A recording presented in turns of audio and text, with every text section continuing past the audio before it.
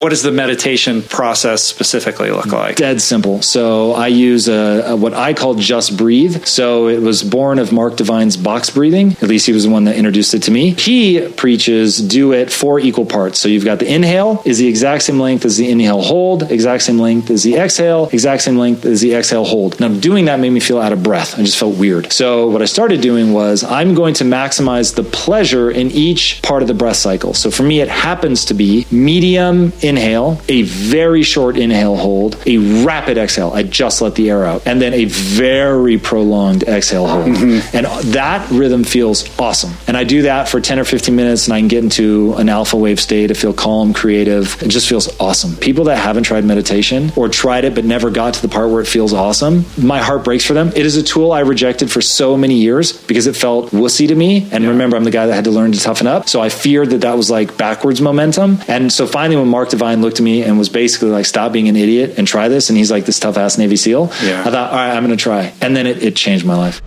So I have a slightly different take on meditation. And if you've been struggling with meditation in your life, this might help. I first off believe in the power of meditation. I believe the science, I believe all the studies, and I used to judge myself and feel really bad about it because I felt like I couldn't meditate. I would sit there on the couch or on the pillow or on the bed or lie down, and I never felt anything when I was meditated. I could sit and I could be present and I could do it and I could sit there for 20 minutes and it felt like 20 minutes. But I never felt any different.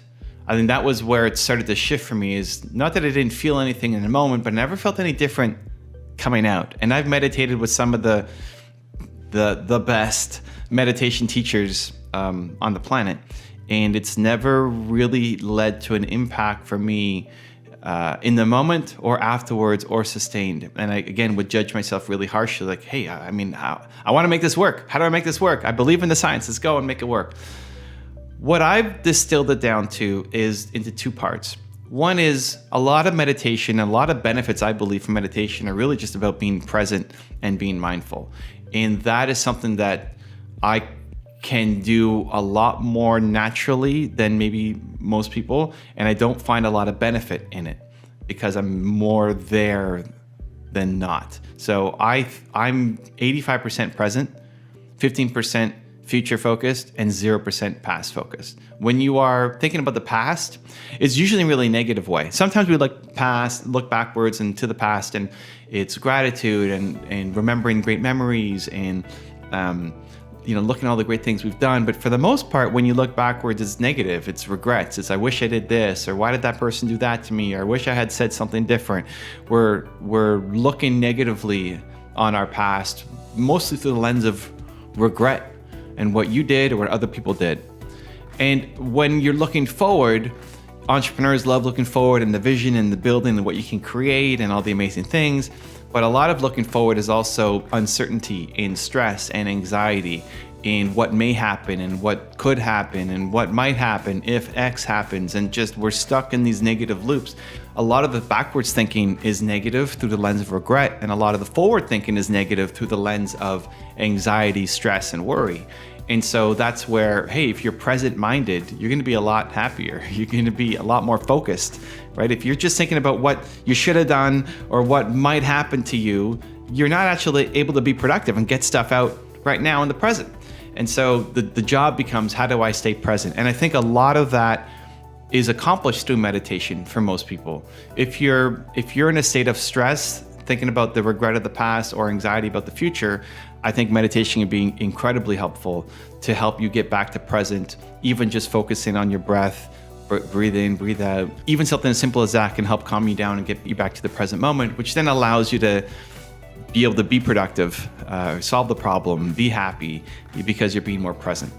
So for me, that's actually quite easy. I'm in the present a lot more than anywhere else. And I used to think it as a negative. A friend of mine used to make fun of me for having a bad memory. It's like, you have such a bad memory. It's like, and I later realized I don't have a bad memory. I one, remember what's important to me, but 2, I'm not living in the past. Like I don't care about what happened. I'm looking at right now, today. I don't know what day it is. I don't know what day it is. I don't know. I know it's 2022 when recording this. I'd have to think about what month it is. I don't know what I'm doing after recording this video. I don't know what I did yesterday. I don't know what I'm doing tomorrow, let alone once I press stop on this video. I am here with you. This is my entire attention, is making this video right now. That's it. This is the present moment for me. And what I've discovered is this is meditation. At least the portion of it where you're getting back to present moment. If that's one of the main benefits of meditation, then this is meditation for me. I'm only in the present moment right now, being here, talking with you guys, and that's it. And I realize that most of my life is lived like that. Yes, I love planning for where I'm going to go, but most of my time isn't spent in planning. It's in executing, in doing. And I have to look at my calendar to see what I'm doing tomorrow or what I'm doing. When somebody asks me on a Wednesday, what's your weekend going to look like? Weekend? I don't even know what I'm doing in the next hour, let alone what I'm doing this weekend. And when people ask me on a Monday, how was your weekend? It's like, I don't know. That was yesterday. That was 2 days ago. I got stuff to do right now. I'm working on my life right now. And not just work, even just enjoying, even just life, even just me spending time with my wife or my son or on a trip. It's like, let's enjoy this moment where we're at right now. And so if that's you, I would introduce the idea of, hey, that's a different perspective shift. Like maybe you are meditating right now and you might be overjudging yourself, because if you're in the present, that's one of the biggest benefits. One of my favorite things to do every morning is I go on a believe walk. And I found when a lot of people would say, oh, I get my best ideas when I'm meditating, I get creative breakthroughs when I'm meditating. Part of that I believe is, hey, you've unblocked yourself from the past and the future, the regrets of the past, the stress of the future, to get back to present, which then calms you down to then actually be more creative and solve the problem.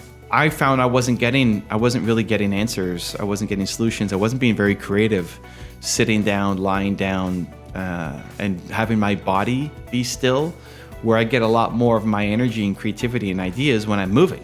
So I get a lot of ideas when I'm walking. So I do a believe walk every morning, which is 30 to 60 minutes. I'll take the dogs out and then I'll go for a walk, usually to Tim Hortons, grab myself a coffee, Canadian coffee brain here, and no agenda. Just think about what am I doing today? You know, what day is it?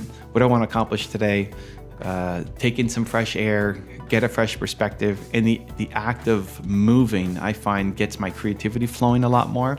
I get ideas in the shower, you know, when I'm moving. Have you got ideas in the shower? I think that's meditation. Maybe it's a different version of it or a different definition of it, but I think that's meditation, where you can calm down, when you can focus on present, and you get some great ideas that come. I'm selling my place. We just bought a new house. We're selling this place, and the studio looks a little different. Normally I'm filming in my car because we're running some errands, or my regular studio. And to get this place ready to sell, we wanted to have a place that everybody could connect to. And so what my agent did was make an office in a different room, and I'm sitting down, and I have not sat down for 2 years. I don't know when the last time I sat down to actually work.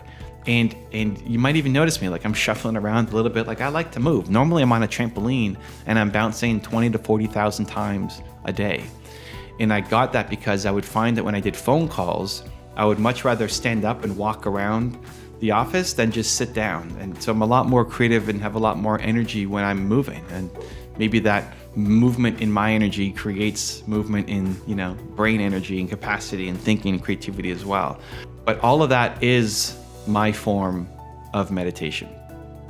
And so anytime that I would challenge you to at least consider the fact that anytime that you're present, anytime that you are focused on something, that you can consider that part of the benefits of meditation. The second part of meditation that I haven't fully connected to yet and I don't have a solution for yet is when you access theta waves. And that's basically when you're bouncing between conscious and subconscious, and where you feel like time flies. So for me, when I sit down or lie down doing a meditation, if it's 20 minutes, it feels like 20 minutes. And I don't think I'm hitting any theta levels. I can sit there and be present and focus on my breath, or, I've chewed a cookie for half an hour or an hour and never swallowed it. The focus and the presence I can do, but it still feels like it's 20 minutes or half an hour or an hour. I've never had I sat down for an hour and oh, it felt like I was only out for 5 minutes. I get that more through the work that I'm doing. I get that more. I recently did a 6-hour Q&A with Tom Bilyeu's Impact Community on his Discord, and it was 6 hours. I didn't go to the bathroom. I didn't take a break. I was reading the questions and answering the questions. My throat was burning. Didn't even notice it till the end, and that 6 hours flew. Where that felt, if you asked me how long was it, I would have said, I don't know, it was like 20 minutes, half an hour, like 6 hours. 6 hours later, still going. And then we eventually wrapped it up because I needed to go to dinner and hang out with my wife, where I said, yeah, I'm going to do this short little Q&A, and it turned out to be 6 hours. So maybe that's even a better form of meditation. Maybe when you're in your purpose and doing great work and time flies because you're having fun, maybe that is a better form of meditation for you if you struggle with just sitting down and meditating. Maybe doing that work is healing. You know, I think a lot of people meditate to heal. And I think a part of why that could work is because you're, again, removing the stress of the past, of the regret of the past, and removing the anxiety and stress of the future. And when your body's all stressed out, it's not going to heal, right? But when you can get back to present and remove the stress, you create the conditions for healing in your body. Well, I remember when I broke my neck in 2019 and I kept doing my tour, I kept staying on it because I wanted to be around entrepreneurs. I wanted to keep doing I could have canceled the tour, wouldn't have been a big deal, but that became healing for me, in feeling like I was serving, that I was helping, sitting at the front of a room for 4 hours with immobilized, neck brace on, ice packs, on my neck, 2 or 3 pillows behind me, and I couldn't move for 4 hours, but just talk. That became healing for me. And so at least what's helped me for where I'm at right now, I'm totally open to new experiences and being changed and swaying my opinion. But for where I'm at right now, staying present and doing not just the work, but doing activities that you enjoy, that you feel are in service to others, that you feel like you're living your purpose, that you feel like you're having an impact. Think about the things that you love doing where hours get lost. I'm not talking about like opening your phone and scrolling through Instagram when you realize that 2 hours have passed and like, how did I just waste all this time? Not that, but in service of others and helping. See, I'm moving around right now. I gotta move. I can't sit still. I don't like it. When I get in creative ideas, I gotta move. I play with my ring, the ring is all over the place. It's not just on my finger. This gives me more creativity. Like the motion creates more creativity for me. And so if you find those things where you love doing, it's in service to others, it's helping people, time gets lost, and you feel it in your heart and your soul that this is the right thing for you to be doing for where you're at right now, that maybe that's, maybe just maybe that's the form of meditation that you need the most. That by staying present and helping others and being in service, maybe that's all the healing that you need. Maybe that is the present mind that you need. Maybe that is the focus that you need. Maybe that is the meditation that you're already doing. And if that gives you some extra perspective or a different view on meditation than what you might hear other places, I hope that helps. Maybe judge yourself a little bit less, or maybe lean into something that you thought didn't exist, because it's certainly played a huge impact on my life. And thank you for allowing me to share the story with you. Also, to make sure you're actually taking action after watching this video, I've designed a special free worksheet just for this video. The worksheet will highlight all of the lessons learned in this video, as well as pull out our 3 favorite learnings and quotes that will inspire you to actually do something. The worksheet will also give you space to write down what your key takeaways are and your specific plan of action to make sure you're getting results. If you want the worksheet designed specifically for this video, absolutely for free, there's a link in the description below. Go click on it and start building the momentum in your life and your business. I'll see you there. If somebody's giving you advice about something that they have not done in their own life, then they have basically a 0 believability score.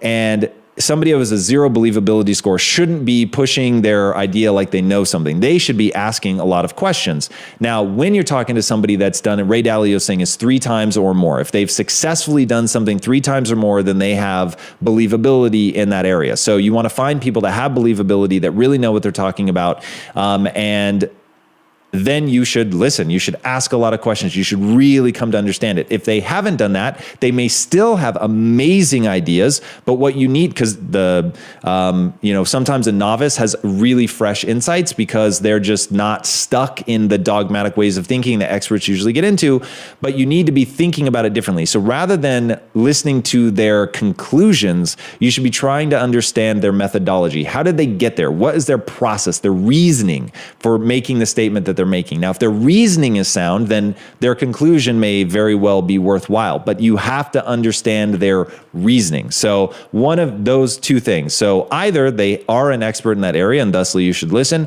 or they are not, and you should only be thinking about what their process was to get to that conclusion. And then you have to be able to derive your own assessment as to whether or not you should listen to them. There's not going to be anything more empirical than that. If you want to do something extraordinary, you have one job. Leave your fellow humans in awe. Now, when you think about, holy shit, my job as a parent, as an entrepreneur, as an athlete, as a speaker, as a whatever you want to be, you've got to get so good at that thing that when people see you do it, you make them experience the most potent human emotion, and that is awe. To get that good is a terrifying journey of self-discovery and confronting who you really are. Because you cannot make change until you acknowledge where you're actually at. Now, why?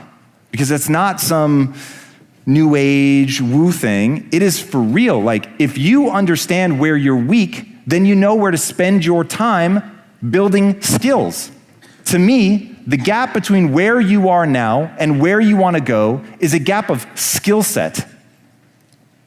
And once I realized that, and I made the choice to believe that this whole brain plasticity thing was real, even though it was being hotly debated, then I could shift my self-esteem from being smart, right, good, worthy, to being that of the learner.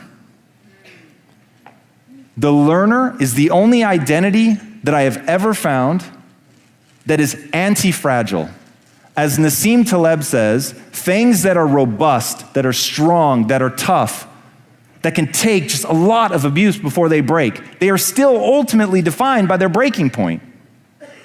Something that is anti-fragile, on the other hand, is something that the more you attack it, the more it is pounded on, the stronger it gets. Now imagine being able to build a belief system, the thing that you build your self-esteem around. If all of that were tied to something that is truly anti-fragile, that the more somebody comes after it, the more robust it becomes. Being a learner is that answer. We went through a whole debate about what is the next company going to be.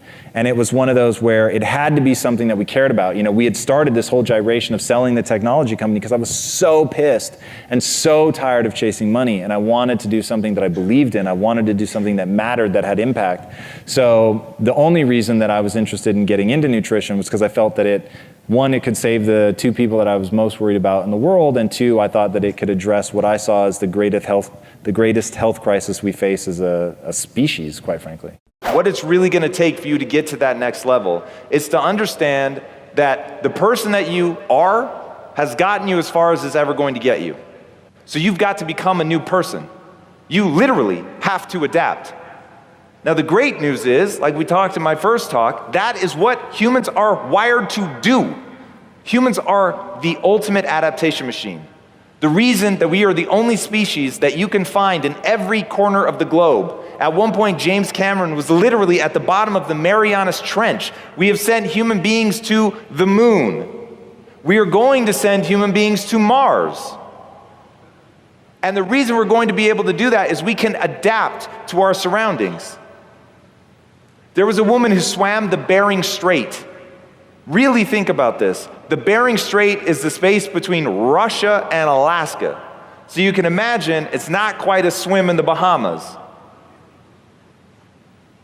To make the swim, she had to change her fat from what's known as white adipose tissue to brown fat. Brown fat is more thermogenic, so it actually kicks off heat. To do that, for over a year, she had to expose herself routinely to cold temperatures, sleeping in the winters in Alaska with the window open. But in doing that, she actually put her body through an adaptation response. Her body got the message, adapt or die. So it adapted. And when you're willing to put yourself under those kinds of stresses to become that new thing you want to become, to be the new person that you want to be, to go farther than anyone you know has ever gone, to be the GOAT, it is possible, but it demands a price. It demands a price. And what this weekend is about, it's about you deciding for yourself, where do you want to go? And what price are you willing to pay to get there? There's no right answer. There's no wrong answer. There's just clarity. There's just clarity. Don't judge yourself if you don't want to play on a world stage. Don't judge yourself if you're not willing to pay an extraordinary price. Just get the clarity of what you want and what you need to do to get there. When you do that, then you're going to be able to construct a narrative about who you are. And that narrative becomes everything. Fulfillment is what matters. It is a neurochemistry state. The game that you're playing is not success, it is not money, it is not legacy, it is neurochemistry. It's feeling good about yourself right now, today, in this moment. Now, the absolute foundational building block to fulfillment is progress. Now, I don't mean progress in worldly pursuits. I mean humans are an active species that are absolutely designed to learn, adapt, and grow. We are the ultimate adaptation machine. Now, when nature wants us to do something, it incentivizes that thing with pleasure. So, if we're the ultimate adaptation machine designed to learn, grow, and get better, then it's going to make that process intensely pleasurable. Now, what it doesn't incentivize is the obsession over where other people are, whether or not we have unique ideas, whether or not we're valuable. None of that is going to bring you joy, okay? As they say, comparison is the thief of joy. So, hey, if you really want to with yourself, jump in the Instagram feed and look how other people are crushing it and obsess over that. If, on the other hand, you want to really have a deep and lasting sense of fulfillment, jump in the Instagram feed, find people that motivate and inspire you to be a better version of yourself, not to attain worldly success, but to actuate your potential, to ask yourself a very simple question. What is it that I am excited by? What am I motivated by? What jazzes me up, regardless of whether or not it jazzes anybody else up? And now I'm going to go get good at that thing. And that progress is the foundational building block of happiness. I knew exactly what I wanted. I had my why. I had my goal, and it was very specific. And this is the thing about goals. They have to be incredibly specific. And my goal was to end metabolic disease. Not sell a lot of protein bars, that was not the goal. I wanted to end metabolic disease, and that informed every choice that we made as entrepreneurs every time that we had to answer a hard question, one that might impact profitability, or how late we were gonna have to work, or what we were gonna have to do, and it almost always was difficult, including, by the way, we had to become our own manufacturers, which we did not want to do. We wanted to outsource it. We just wanted to be marketers, but nobody would make the bar for us. Or they would, but they said that we had to add sugar to it. And we asked a simple question: will that help end metabolic disease, yes or no? If yes, we'll do it. If no, we won't. And it wouldn't, so we didn't. It starts with that specific goal. And then because I had my why, my hands cramping closed in the face of doing something to save my mom and my sister, it was not a hard choice. In fact, I wouldn't have been able to look myself in the eye and say I was not able to help them because it was hurting my hands. Right? It sounds ridiculous when you say it like that, but most people don't have a personal tie to what they're doing. Mother Teresa has an amazing quote: "No one will act for the many, but people will act for the one." And so as you guys go into your jobs and you think about what you're trying to do, find a way to stop making it a job. Find a way to make it a calling, a vocation, something that really meets that why, your desire to connect or do something great for people. Motivation. You have to want it. It has to be something that you are on fire for. Literally, as you were describing it, I was like, oh my God, I would study so much. I would ace this exam. You have no idea. I would absolutely kill this. Because that's my identity. So why is it that you want to do this? Is it that you want to be the best? Is it just the promotion? If it's the promotion and this is just about money, what does that mean? Why does it matter? What are you going to do with the money? Are you the first person in your family to be promoted that far? Are you setting an example for your son or your daughter? Like, when you attach it to something that really matters, like for me, it's like, I'm going to dominate. Wherever you put me, I'm going to dominate. That's just my thing. My identity is so wrapped up in outworking everybody else. I love it. So I love going hard, learning, putting more time and energy. My thing is part of my identity. You ready for the secret? Part of my identity is like, I will work so hard at something that people will just assume I'm naturally gifted at that thing, because the alternative, to believe that I'm spending 40 hours a week on top of my full-time job to study for that thing, people, they won't believe that I would put that kind of energy and effort into something. But I will. And so to them, it just looks like magic. Now, I love that shit so much that it becomes very easy for me to use identity statements. Okay? So we've got motivation.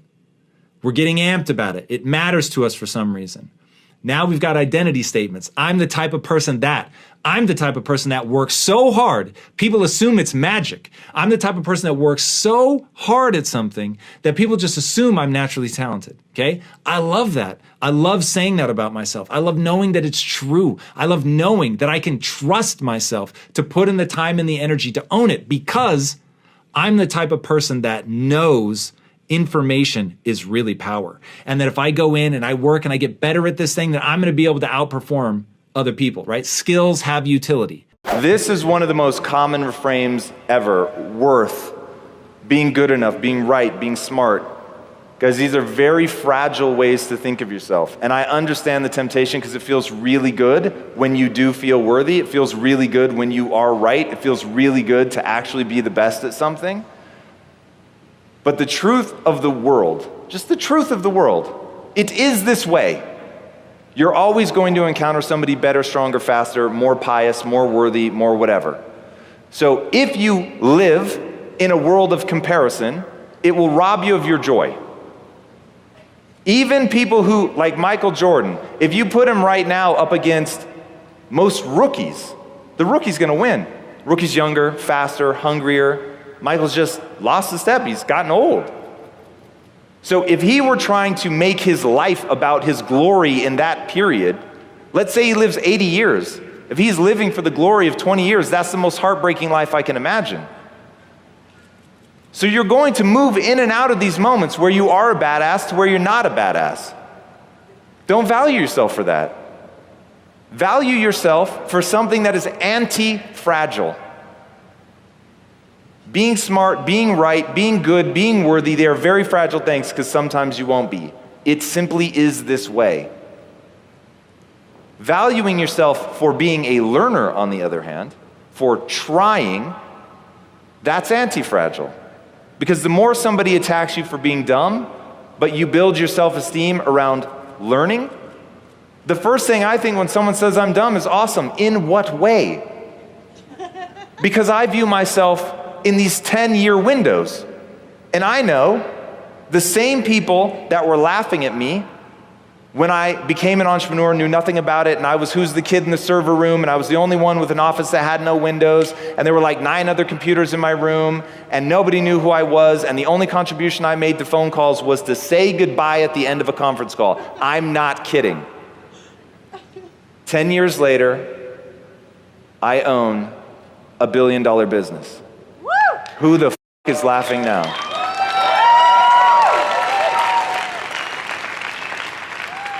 But it only worked because I didn't mind looking stupid. It only worked because I wasn't asking myself whether I was worthy or whether I deserved it. I just asked myself, am I leaving it all out on the field? Yes or no? Am I learning? Yes or no? And if I'm not, I didn't go, oh, that makes me a bad person. I went, I need to change my actions to get a different result. And once you start thinking like that, and you literally value yourself for how hard you're trying, how much you're learning, how willing you are to accept when you fall on your face, so you don't try to get out from under it or campaign to convince people that you're better than you really are. Own where you're at. Because once you're real about it, then you can make progress. But if your energy cycles go to bullshit yourself, you'll never get out of it. Humans are designed to adapt. We are the ultimate adaptation machine. We can learn anything we set our minds to. Now, you may not want to learn it, and that's good evidence that this is not a fascination that's going to turn into a passion. This is something that you should avoid. But if you can answer the question affirmatively that, do I want to know more about this than anyone else in the world? If the answer is yes, that's a path to go down. Because once you're saying yes to that, then you're going to go in and learn the things you need to do to become extraordinary. And if you're willing to put in the effort, while it may take you longer than somebody else, you will get there in the end if you keep at it, keep at it, keep at it. Because the people that win are not the smartest. It is always the people that keep at it. It's the people that persevere. That's just truth, man. Now, being smart helps, yay. I really wish I was a lot smarter. But I know that I'll beat 99.999% of the people that play regardless of level of intelligence, because most people just drop out. Once you have your goal, then you can work backwards to what you need to do in order to accomplish that goal. And that is the chasm of adaptation. It's the acquisition of skill set. It's getting better at something. It's becoming capable of something that you weren't capable of before. But that change, the fear of the unknown, is the thing that paralyzes people. So I want to go back to what I said earlier. You all meet minimum requirements. And I really mean that. I don't want you to wonder if somebody believes in you. I believe in you. I've seen a lot of people reach for the stars and fail. I've seen a lot of people reach for the stars and make it. I have a pretty good sense of what it takes for people to get there. So when I say that you guys meet minimum requirements, I really mean it. And I want that to liberate you. But what I wanted to liberate you to do is to figure out why it's not enough. Because I didn't just change anyone's life with that phrase, but I should have. That should be all you need to know. But there are other things stuck in your perception of who you are, in the lens by which you view this world, that convinces you that you can't make it. Remember that just 15 years earlier, I got out of bed solely out of shame. My mother thought I was going to fail. My father-in-law did not want me to marry his daughter. Brick by brick, day after day, I transformed myself. It was not an uncovering of something that was real and already there. It was simply acknowledging I am a hopelessly average human, but humans are the ultimate adaptation machine. So I can change. I can become whatever I want. And I just became single-mindedly focused on how much I could grow. And now that I was getting value and self-esteem out of growing instead of out of being, everything in my life changed. So 15 years later, my father-in-law visits the US for the first time since we started Quest. And I'm taking him around the production floor. And there's 300,000 square feet, there's 800 employees, the bars are coming off the line at 1.5 million a day. People are coming up and thanking me for having a job and for the way that we run the company and all that. And I turned to him and I said, Andreas, do you remember asking me how I was going to take care of your daughter? And he said, yes. And I said, how am I doing? And he just burst into tears. And the punchline of that story, it does not matter who you are today. The only thing that matters is who you want to become and the price you're willing to pay to get there. We all come to a relationship with like expectations about how we think people should act. And unfortunately, we don't recognize our expectations as expectations. We recognize them as truth. This is how the world is. It is how the world should be. And when we think that they have those same beliefs and values and rules and all that. And so given this scenario, there's only one way to act that is certainly obvious. And so when the person doesn't act like that, we take it personally, like, whoa, do you not respect me? Do you not love me? Do you not care about me? And it just isn't that. They have a different set of beliefs and rules. There's enough nuanced difference that they're not, if they're intending to hurt you, you have a whole different set of problems. But assuming that they're not intending to hurt you, then you have a communication problem. So Lisa and I actually define our terms. So we have a few words in our marriage that they mean something. So if I say, hey, baby, it's important to me that you leave that, glass of water on the table, then she just wouldn't move it, period. Simple as. Like the word important like comes in all caps with exclamation points glowing red. Like that's like when we say it, like it's a drop whatever you're doing, like it's important that you do X, Y, or Z. Now the big thing is when you define a word like that, you can't ever abuse it. So like I would never say it's important to me that you leave it. It's gotta be just extraordinary. Like how many times do I tell her something's important in a year? I don't know, 6, 7 times in a year. Wow. So it's like, it's really gotta be limited. And then another one is promise. If I say, I promise I'm gonna do that, dude, I'm going to do that. Like there's no two ways about it. So you never throw around promise, ever, under any circumstance. And so, dude, it's like, you really, really have to be hardcore. And so, and the other way that we use promise is, if she says, how does this dress look on me? I'm like, yeah, it looks great. And she's like, you promise? Then it's like, all right, it makes you look fat. What can I say? You know what I mean? It's like, but then you cut to like the chase on something. Now, the thing is, you can't say that all the time. You can't be like, how's this dress make me look? Fine, promise. What do you think of this dinner? You like it? Yeah, I love it. Promise. Like if you're doing that, it loses everything. Totally. But if you're saving it for like, in fact, God, I almost don't remember the last time I asked Lisa to promise something like that. But that you haven't. We certainly use it more in the early days of our marriage. But even then, like how many times a year? 3 or 4? I mean, it's like, but it really forces you to respect these things that you make sacred in your relationship. The man on top of the mountain didn't fall there. It's so tempting to look at people that have achieved the extraordinary and dismiss them as being more talented than you, better than you. But what you need to see is the simple truth. They've worked harder than you. They've earned something that you haven't yet earned. But here's the great news.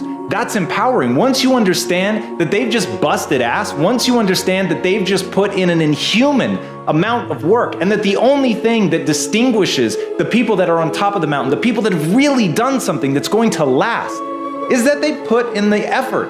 They work on themselves. They understand that through discipline and effort over time, that we can get better. That is the human condition. That is the thing that I find most beautiful about being a person, is it doesn't matter if you're bad today. It doesn't matter where you start. It only matters where you're willing to go and the price that you're willing to pay to get there. And once you buckle down and you assure yourself and back it up with action that you're willing to pay any price to achieve the things that you want to achieve, then you'll really be living a limitless life. For the person who's stuck, for the guy or gal who's in the cubicle, who hates their job, is in a dysfunctional relationship, is in debt, whatever the case may be, desperately wants a way out, a way forward, a lifeline. Where does that process begin for you? Like, what is the advice that you give that person? So it begins with believing or acknowledging that humans are the ultimate adaptation machine. So the thing that has made us the apex predator is not that we're stronger. It's not even that we're smarter. In fact, the quote often attributed to Darwin is that, it's the survival of the fittest. He actually didn't say that. What he did say was, it's not the strongest of the species that survive, nor the most intelligent, but rather the most adaptive to change. Now, the reason that humans are the apex of all apexes is because we are the most adaptive species to change. So if you know that, then it becomes infinitely less important who you are today. And what matters is, who do you want to become?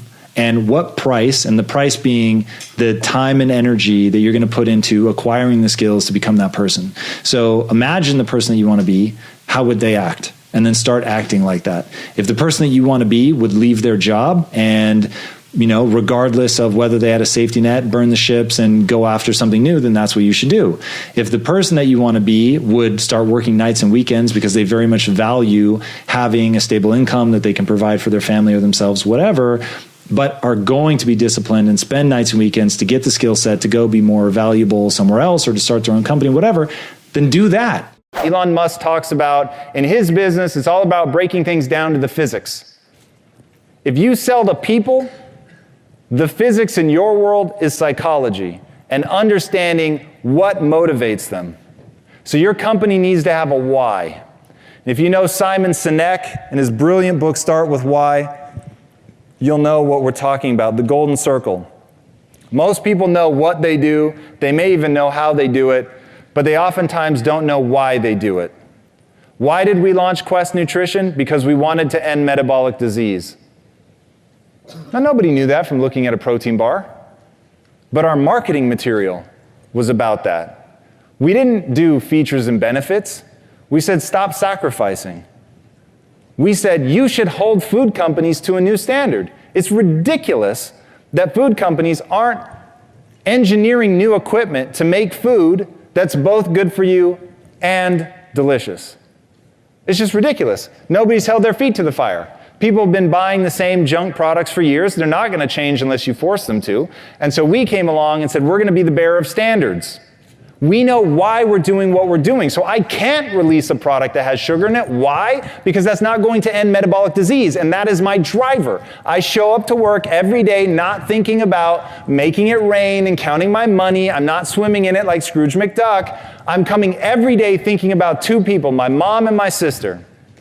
And I ask a very simple question. Is this advantageous for my mom and my sister? Yes or no? If it is, I do it. If it's not, I don't. Now, a lot of times, what's advantageous for my mom and my sister was really expensive. It was super annoying to have to do it because it was like you watch a profit margin, it's like, oh God.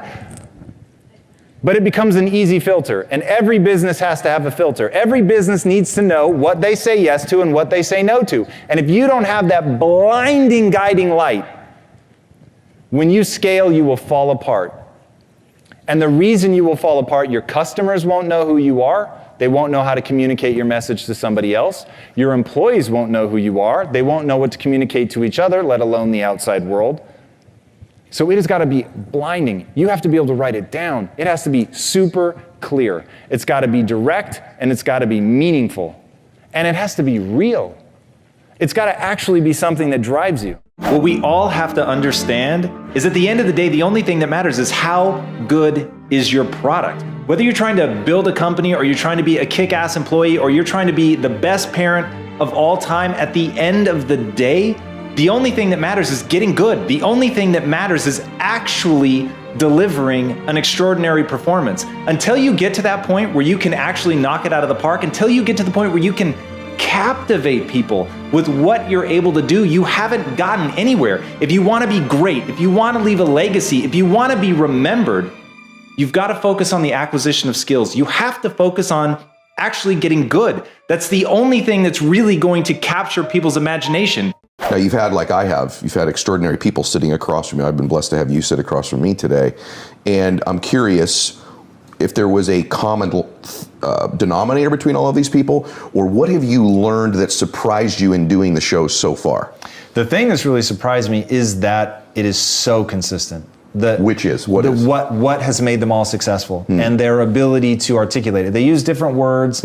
Some people come at it from different angles. Everybody has something fresh. I heard a quote one time, and it so terrifies me. This, in fact, over a long enough time period, people are going to hear this quote from me so many times because seriously, man, I'm not joking. This scares me. Wow. And it scares me enough that it has a daily place in my life. And that is, genius is a young man's game.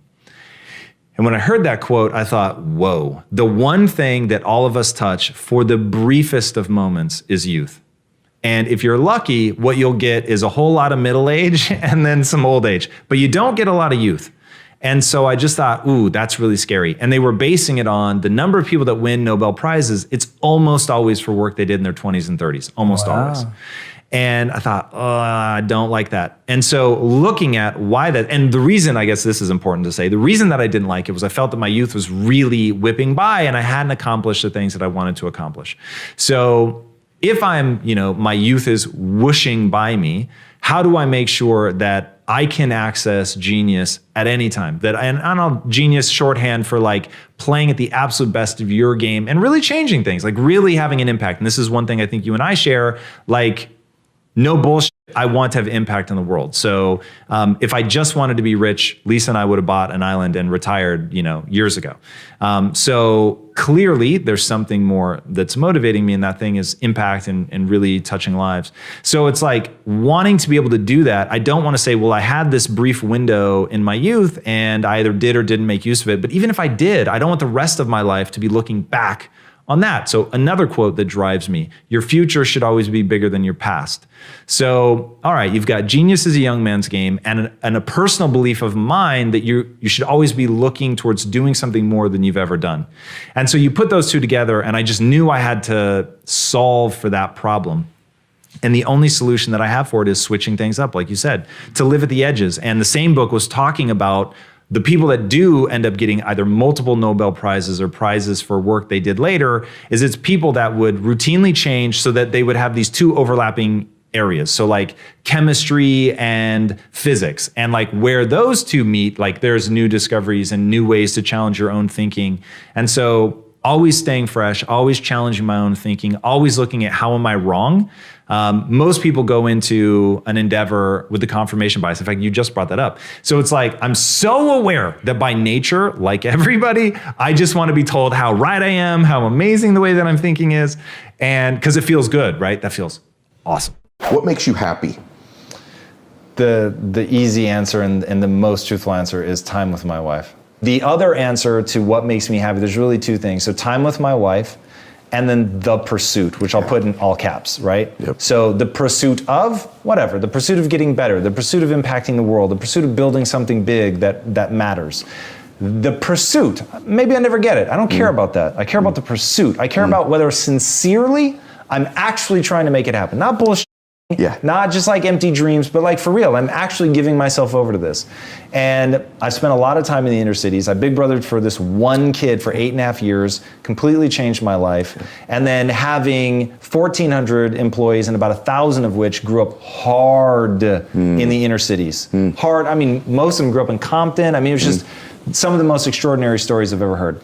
And I realized that those people are as extraordinary as anybody. Barack Obama, Oprah Winfrey, Tony Robbins. Like all those same raw materials exist in people in the inner cities that nobody believes in, nobody think will ever go anywhere. And they won't because they don't believe in themselves.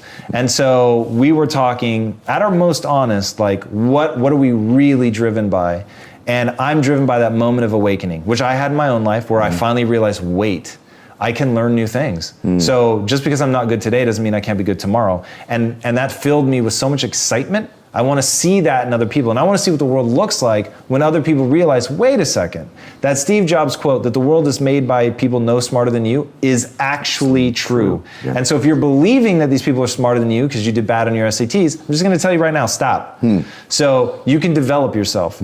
So my obsession became that humans are the ultimate adaptation machine. We are literally wired from the ground up in order to grow and improve under stress and pressure. So it's like, what's the phrase? Pressure can burst pipes, but it also creates diamonds. Yes. So it's like, you need the pressure. And yes, it can hurt, but it can also make something amazing if you're willing to put yourself in that situation. So it's a weird twist of fate that humans, in order to build the muscle, you first have to tear it, right? Yes. So, but once you accept that that's how it works, you can do extraordinary things. I am not a born entrepreneur. Now, there are many people that consider themselves a born entrepreneur. I am not one of them. I know that there were kids out there that had lemonade stands when they were like 6 months old. They couldn't hold their head up, but they could sell. That was not me. I was totally retarded when it came to stuff like that. I had a paper route, and they gave your money in two ways. One, they just gave you sort of a blanket weekly payment for delivering the paper, but then the other part of it was you were supposed to go collect that money. And I was too afraid to knock on the doors to collect the money, so I never got that part, but I felt so obligated that I said I would do it that I kept delivering the papers essentially for free. So that's where I started as an entrepreneur. My parents' biggest frustration was that I was epically lazy, and if they handed out gold medals for being lazy, I would have won, I assure you, hands down. There was a period in my life where I would spend between 2 and 3 hours in bed because it was warm in bed and it was cold out of bed. All right? That's true. I actually did an interview with Jocko Willink, if you guys know him, Extreme Ownership. His book totally blew me away. And in the middle of the interview, I confessed that. And he said, Tom, don't worry, we'll let you edit that out. And I said, Jocko, I actually don't want to edit that out because right now the narrative about what it means to be an entrepreneur is to be naturally gifted. And I call total bullshit on that. Because I'm not naturally gifted. I don't have any natural talents. And all of us are born as this lump of jelly that can't hold its own head up, that poos in its pants, and we all learn to do things. And it's that ability to specialize that makes us great. And the things that you choose to put your time and energy into, those are going to be the things that allow you to accomplish something. But all of that is a choice. You talk a little bit about seeking power. Yeah. And it confused me when I first heard it. I'm not sure I even liked how you said it at first until I understood it. And so can you talk to everybody about seeking power and what that means? Yeah, this is another one of those things that internally for me, it's such a beautiful concept that I was so surprised the first time I said it out loud and somebody was like, oh, that's gross. And I was like, okay, I need to explain this then. Yes. So to me, power is the ability to close your eyes, imagine a world, a beautiful world, the world that you want to exist, open your eyes, and then be able to actually make that world come true. And so when I say I'm seeking power, I'm saying I'm seeking the skills that will allow me to make the world a better place. It will, whether that's to be able to connect with people and build a team and get other people excited, whether that's to be able to build a business that generates enough funds to improve the lives of the employees and the people that we touch with great products. You know, whatever that is, like to be willing and excited by the thought of going out and getting those skills, because those skills really are powerful. And to me, it's like people misunderstand power the way they misunderstand money. Any moment, you can choose to believe something new about yourself. Now, the weird thing about belief is as soon as you change that belief, it becomes true. Why that is, I will never quite understand. What weird quirk of human evolution has left us in a space where simply believing it makes it true? If you think you're dumb, guess what? You're dumb. Truly. And you will act in accordance with that belief, and that should scare the shit out of you, because it scared the life out of me. And I saw myself heading down a path that I did not want to be on because I believed that I was dumb. I had a fixed mindset. I used to only apply for jobs where I knew I'd be smarter than the person interviewing me because I did not want to feel badly about myself. But you can imagine the types of jobs that I got. I once lovingly referred to myself as the king of remedial jobs. And I actually had pride in that, because what I built my sense of pride around was getting the job, was always being smart, was being right, and none of those things were moving me towards my goals. Now, if you don't know this quote, live by it. One can have no smaller or greater mastery than mastery over oneself. That's Da Vinci.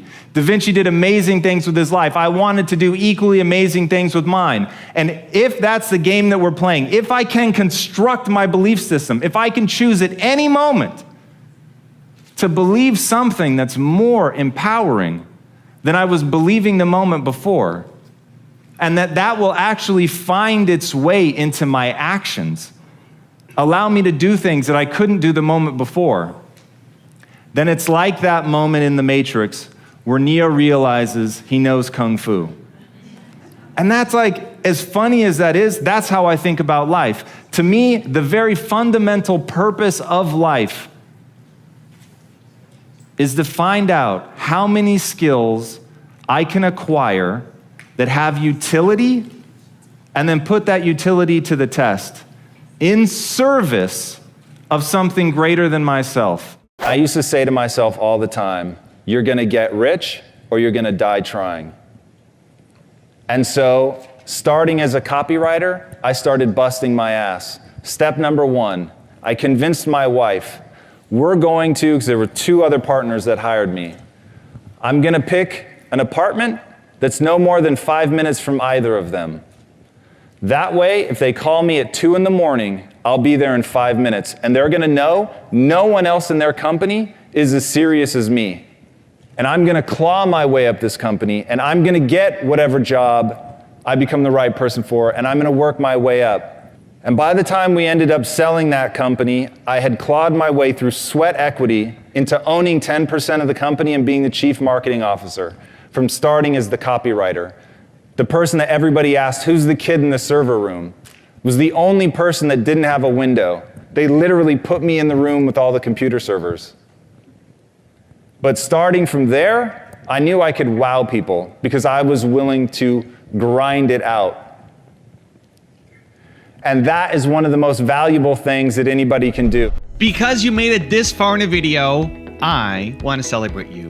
Most people start and don't finish. Most people never actually follow through. Most people say they want something, but they don't ever do the work to actually get it. But you're different. You are special. Believe Nation, you made it here all the way to the end, and I love you. So as a special celebration, if you put a hashtag believe down in the comments below on this video, I will showcase you and celebrate you somewhere on the screen in a future video because you are awesome. If you want another amazing Tom Bilyeu video, check it out right there next to me. I think you'll love it. Continue to believe, and I'll see you there.